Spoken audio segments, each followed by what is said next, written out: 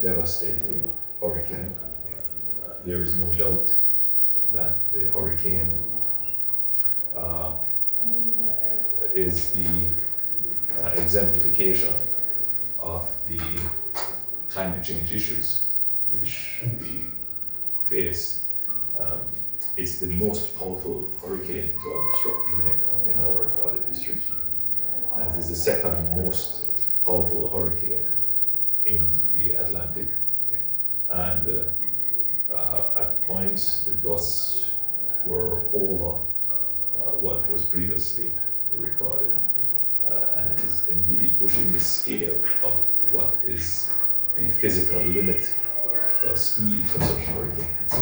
So, for all intents and purposes, we could say that the change in the climate has had an impact on the intensity and devastating effect of the hurricane. This is a matter that we intend to bring to this stage, this platform of the G20.